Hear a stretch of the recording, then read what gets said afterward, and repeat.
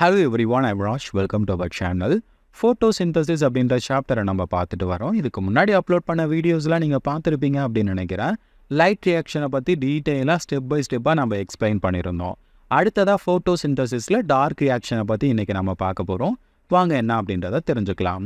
இந்த dark reaction அப்படின்றது எல்லா பிளான்ட்ஸ்லையும் ஒரே மாதிரி நடக்குமான்னு கேட்டிங்கன்னா கிடையாது. பிளான்ட்ஸுக்கு தகுந்த மாதிரி வெவ்வேறு வழிகளில் இந்த டார்க் ரியாக்ஷன் அப்படின்றது நடைபெறலாம். இதுக்கு முன்னாடி லைட் ரியாக்ஷனை பற்றி நம்ம பார்த்தோம். லைட் ரியாக்ஷன் அப்படின்றது எல்லா பிளான்ட்ஸ்லையுமே ஒரே மாதிரி தான் நடக்கும். அதில் எந்த ஒரு மாற்றமும் இருக்காது. ஆனால் டார்க் ரியாக்ஷனை எடுத்துக்கிட்டோம் அப்படின்னா பிளான்ட்ஸுக்கு தகுந்த மாதிரி வெவ்வேறு வழிகளில் இந்த டார்க் ரியாக்ஷன் நடக்கும். சரி, ஒவ்வொரு வகையான பிளான்ட்ஸில் எப்படி இந்த டார்க் ரியாக்ஷன் நடக்குது அப்படின்றதெல்லாம் வரக்கூடிய வீடியோவில் நான் உங்களுக்கு தெளிவாக சொல்லித்தரேன். இப்போதைக்கு நீங்கள் ஞாபகம் வச்சுக்கோங்க. சரி, இந்த டார்க் ரியாக்ஷனை பற்றி ஒரு சில லைன்ஸ் கொடுத்துருக்காங்க. அது என்ன அப்படின்றத பார்க்கலாம். The dark reaction also known as the biosynthetic phase and photosynthetic carbon reduction cycle. இந்த டார்க் ரியாக்ஷனுக்கு இன்னும் ஒரு சில பேர்கள் இருக்குது. என்ன, பயோசிந்தட்டிக் ஃபேஸ் அப்படின்ற ஒரு பேர் இருக்குது.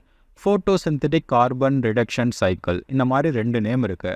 பயோசிந்தட்டிக் ஃபேஸ்னு ஏன் இதை சொல்கிறாங்க அப்படின்னா, இந்த இடத்துல ஃபுட் அப்படின்றது சிந்தசிஸ் ஆகுது. அதனால் இதுக்கு பேர் பயோசிந்தட்டிக் ஃபேஸ் அப்படின்னு சொல்லலாம். ரெண்டாவது, ஃபோட்டோசிந்தட்டிக் கார்பன் ரிடக்ஷன் சைக்கிள்னு ஏன் குறிப்பிட்றாங்கன்னா, இந்த இடத்துல கார்பன் டை ஆக்சைடு அப்படின்றது ரிடியூஸ் ஆகி ஃபுட் அப்படின்றது ப்ரிப்பேர் ஆகுது. அதனால் டார்க் ரியாக்ஷனை ஃபோட்டோசிந்தட்டிக் கார்பன் ரிடக்ஷன் அப்படின்னு சொல்லலாம். ஷார்ட் ஃபார்மில் பிசிஆர் அப்படின்னு சொல்லிட்டு குறிப்பிடுவாங்க. பிசிஆர் அப்படின்னாலே நமக்கு என்ன ஞாபகம் வரும்? பாலிமரைஸ் செயின் ரியாக்ஷன் தான் ஞாபகம் வரும். இந்த இடத்துல பிசிஆர் சைக்கிள் அப்படின்றது ஃபோட்டோசிந்தட்டிக் கார்பன் ரிடக்ஷன் சைக்கிள் அப்படின்றத ஞாபகம் வச்சுக்கோங்க. அப்போ டார்க் ரியாக்ஷனுக்கு இன்னும் ஒரு சில பெயர்களும் இருக்குது. அடுத்து, the dark reaction does not require light, hence it name. இது எதுக்காக டார்க் ரியாக்ஷன் அப்படின்னு சொல்லிட்டு இதுக்கு நேம் கொடுத்தாங்க அப்படின்னா, இந்த ரியாக்ஷன் நடக்கிறதுக்கு லைட் அப்படின்றது தேவை கிடையாது. அதனால தான் இதுக்கு டார்க் ரியாக்ஷன் அப்படின்னு சொல்லிட்டு நேம் கொடுத்துருக்காங்க. மற்றபடி டார்க் ரியாக்ஷன் அப்படின்னா நைட்டில் மட்டும்தான் நடக்கும் அப்படின்லாம் கிடையாது. இந்த ரியாக்ஷன் நடக்கிறதுக்கு லைட் அப்படின்றது தேவை கிடையாது. அதனால் இதுக்கு பேர் டார்க் ரியாக்ஷன். மற்றபடி வேறு எந்த ஒரு மிஸ்கன்செப்ஷனையும் நீங்கள் எடுத்துக்காதீங்க. நைட்டில் மட்டும்தான் நடக்கும் அப்படின்லாம் கிடையாது. லைட் இல்லாதப்போ நடக்கும். பகல் டைமில் ஒரு சில சமயத்தில் லைட் இருக்காது. அந்த சமயத்தில் கூட டார்க் ரியாக்ஷன் அப்படின்றது நடக்கும். ஸோ அதனால் டார்க் ரியாக்ஷன் அப்படின்றது நைட்டில் மட்டும் நடக்கும் அப்படின்லாம் கிடையாது. அண்ட் இன்னொரு முக்கியமான விஷயம் நான் உங்களுக்கு சொல்லி ஆகணும். இந்த டார்க் ரியாக்ஷன் நைட்டில் நடக்குமா அப்படின்னு கேட்டிங்கன்னா ஒரு சிலருக்கு டவுட் வரலாம்ல. சரி, இது டார்க் ரியாக்ஷன் நைட்டில் நடக்காதுன்னு சொல்கிறீங்க, சப்போஸ் நடக்கிறதுக்கான வாய்ப்புகள் இருக்கா அப்படின்னு கேட்டிங்கன்னா கண்டிப்பாக நைட்டில் நடக்கிறதுக்கான வாய்ப்புகள் கிடையாது. சரிங்களா? நார்மலான பிளான்ஸில் சொல்கிறேன். அதுக்கான ரீசன் என்ன அப்படின்னா, இப்போது லைட் ரியாக்ஷன் எப்போ நடக்கும்? டே டைமில் தான் நடக்கும். டே டைமில் லைட் இருக்கும். அப்போ லைட் இருக்கும்போது அதை எடுத்துக்கிட்டு ஏடிபி என்ஏடிபிஹெச் அப்படின்றது லைட் ரியாக்ஷனில் உருவாகும். இந்த ஏடிபி என்ஏடிபிஹெச் இருக்கு இல்லையா, இது இருந்தால் தான் என்ன நடக்கும் அப்படின்னா ஃபுட் மெட்டீரியல் அப்படின்றது உருவாகும். இது எடுத்துக்கிட்டு கார்பன் டை ஆக்சைடு அப்படின்றது என்னவா மாறுது? ஃபுட்டாக மாறுது. இந்த ப்ராசஸை தான் நம்ம டார்க் ரியாக்ஷன் அப்படின்னு சொல்கிறோம். அப்போ டார்க் ரியாக்ஷனுக்கு என்ன தேவை? லைட் தேவை கிடையாது. ஆனால் லைட் ரியாக்ஷன்லேருந்து உருவாகக்கூடிய ஏடிபி என்ஏடிபிஹெச் அப்படின்றது தேவை. இது இருந்தால் மட்டும்தான் ஃபுட் அப்படின்றது உருவாகும். அதனால் டார்க் ரியாக்ஷன் அப்படின்றது லைட்டை டிபெண்ட் பண்ணிடல, ஆனால் லைட் ரியாக்ஷனில் உருவாக்கக்கூடிய ப்ராடக்டை டிபெண்ட் பண்ணி இருக்குது. ஸோ லைட் ரியாக்ஷன் நைட்டில் நடக்காது. அப்போ நைட் டைமில் டார்க் ரியாக்ஷனும் நடக்காது. பகல் டைமில் லைட் ரியாக்ஷன் நடக்கும். பகல் டைமில் டார்க் ரியாக்ஷன் அப்படின்றது நடக்கும். ஸோ அதை நீங்கள் தெளிவாக புரிஞ்சுக்கோங்க. டார்க் அப்படின்னாலே நைட்டில் நடக்கும் அப்படின்னு அர்த்தம் கிடையாது. ஸோ அதை தான் மறுபடியும் நான் உங்களுக்கு சொல்ல வரேன். சரி, இந்த டார்க் ரியாக்ஷனில் என்ன நடக்குது அப்படின்றத பார்க்கலாம். Here assimilatory powers ATP and NADPH produced during the light reactions are used to fix and reduce carbon dioxide into carbohydrate. மெயினாக இந்த டார்க் ரியாக்ஷனில் என்ன நடக்கும் அப்படின்னா, கார்பன் டை ஆக்சைடு இருக்கு இல்லையா, அது ரிடியூஸ் ஆகி ஃபுட்டாக மாறும், குளுக்கோஸாக மாறும். இந்த ப்ராசஸை நாம் டார்க் ரியாக்ஷன் அப்படின்னு சொல்லலாம். இந்த மாதிரி கார்பன் டை ஆக்சைடு அப்படின்றது ஃபுட்டாக மாறணும் அப்படின்னா அதுக்கு ஏடிபி அண்ட் என்ஏடிபிஹெச் அப்படின்றது தேவை. இந்த ஏடிபி அண்ட் என்ஏடிபிஹெச்லாம் எங்கே உருவாக்கப்பட்டது?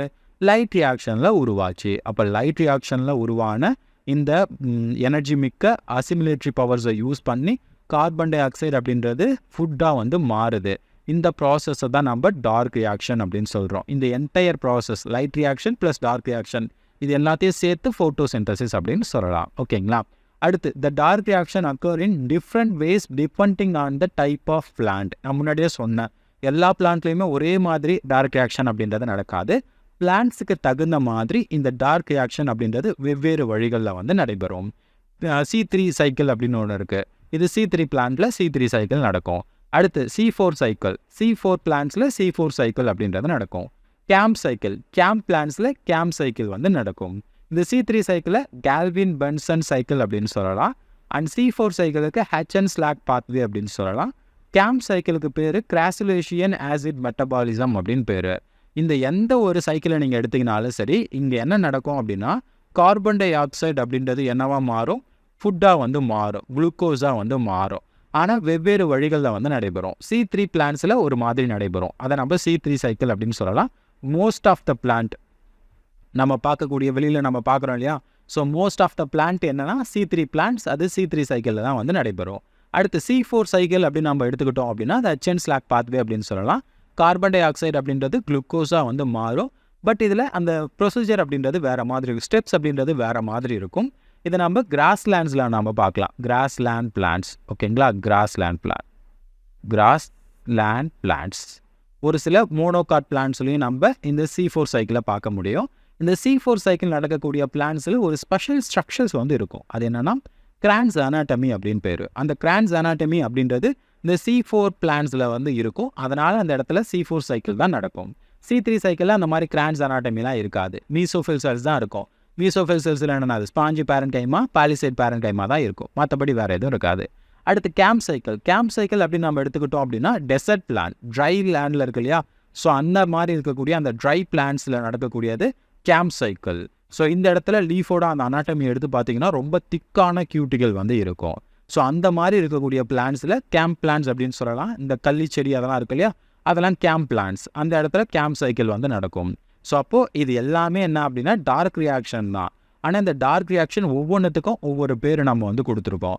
ஆனால் ஏன் அப்படி கொடுத்துருக்கோம் அப்படின்னா பிளான்ட்ஸுக்கு தகுந்த மாதிரி நம்ம கொடுத்துருக்கோம்.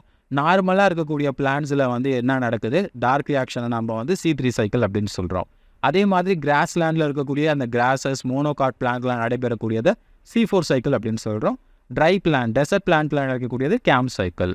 இந்த எந்த பிளான்ட்டில் எடுத்துக்கிட்டிங்கனாலும் சரி என்ன நடக்குது அப்படின்னா கார்பன் டை ஆக்சைடு அப்படின்றது ஃபுட்டாக வந்து மாறும். இந்த மாதிரி ஃபுட்டாக மாறணும் அப்படின்னா அதுக்கு என்ன தேவை, ATP அண்ட் NADPH அப்படின்றது தேவை. அப்போ எல்லா சைக்கிளையுமே ATP NADPH அப்படின்றது தேவை.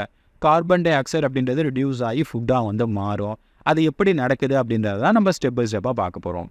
முதல்ல நம்ம C3 பிளான்ட்ஸை எடுத்துக்கலாம். இந்த C3 சைக்கிளை வந்து எடுத்துக்கிட்டு எப்படி வந்து C3 பிளான்ட்ஸில் இது நடைபெறுது அதை நம்ம தெளிவாக வந்து பார்க்கலாம். இது எல்லாத்தையும் ஒன் பை ஒன்னாக நான் அடுத்த வீடியோவில் உங்களுக்கு எக்ஸ்பிளைன் பண்ணுறேன்.